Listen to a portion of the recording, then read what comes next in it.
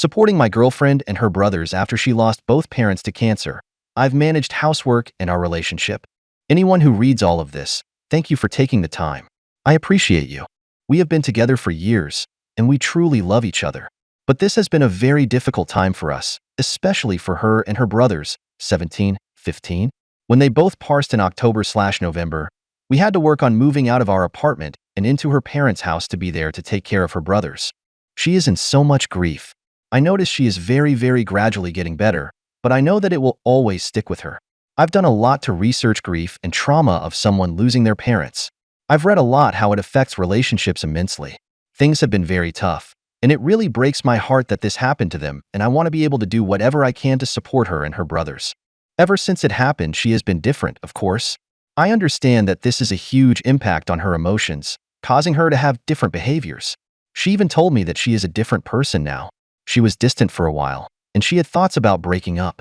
When we had talked about it, she said she definitely still loves me, and she said that she sees herself having a family and growing old with me.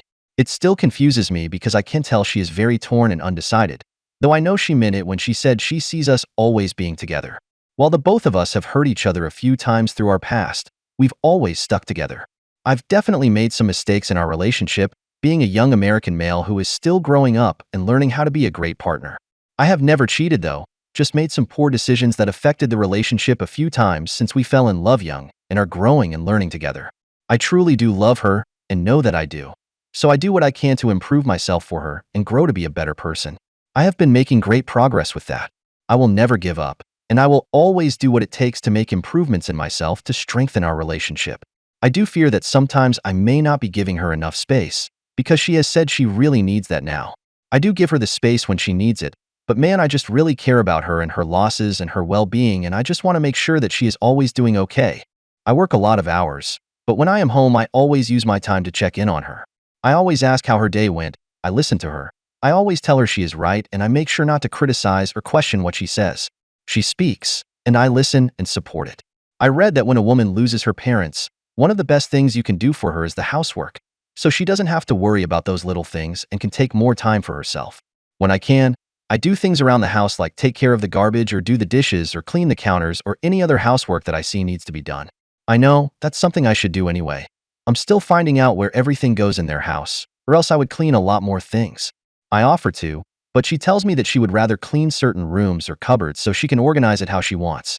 I always get at buying gifts and getting them on time, but this Valentine's Day, I used the holiday as an excuse to get her nice things that would make her feel loved and appreciated, rather than just a card and flowers.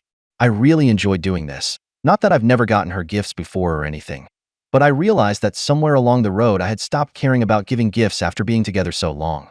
I think I had started taking the relationship for granted, and I realized I can never do that and should always be grateful to have her in my life. I went all out this year. I got her some shoes she really wanted. I got her a Nintendo Switch Lite because she has been talking about how she really wants one. I even used my entire $100 GameStop gift card my parents got me for Christmas to buy that for her because I wanted to use it on her more than myself. I thought it would be nice for her so she can have a little fun distraction every once in a while from all the stress going on in her life now. She plays it about an hour a day. I made her a card that is just a long list of things I love about her, as well as a bunch of other gifts. She fought tears a little when I gave it all to her, and she was very grateful. It made me so happy to do that for her.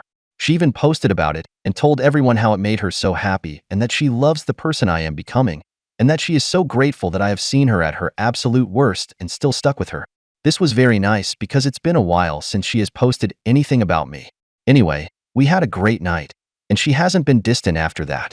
She allows me in her space again, and she lets me touch her again. I always text her on my work break, and we talk to each other about what's going on. It really seems like it's getting better.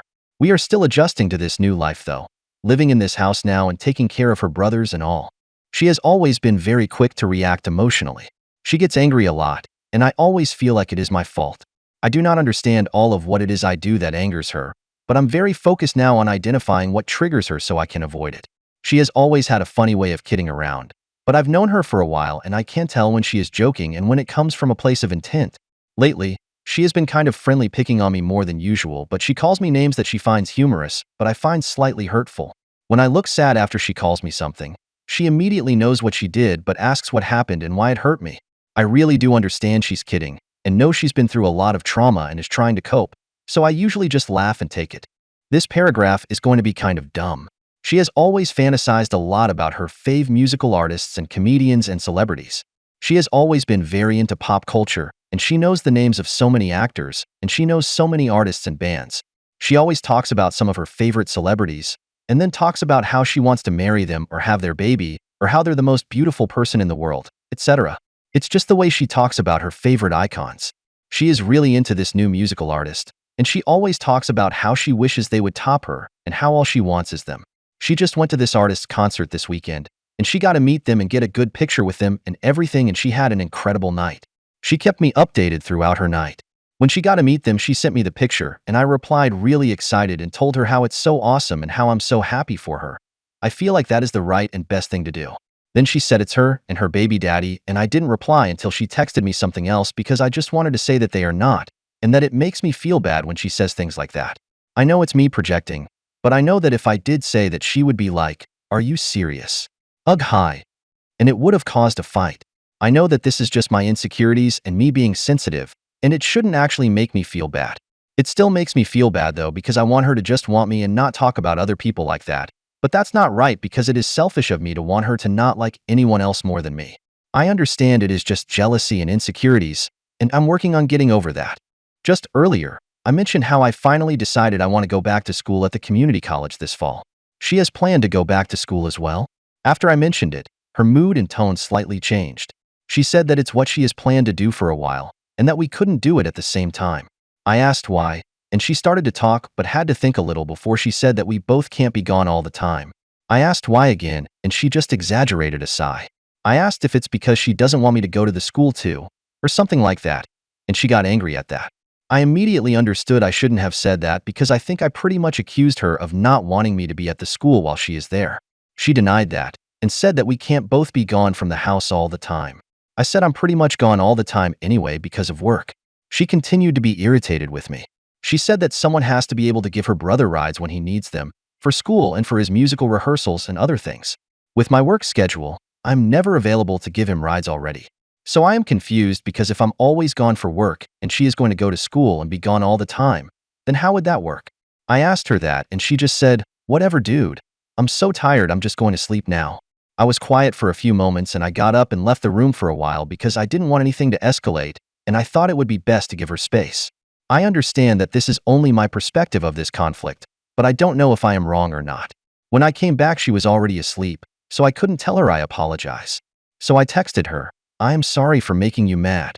I love you," because I don't want any conflicts to be left hanging and build any resentment. All of this is very difficult. We love each other and are invested in one another, but the trauma and grief has caused a lot of conflicts, and I just want to know the best ways to approach her and communicate with her. I made an appointment to start to go to therapy now.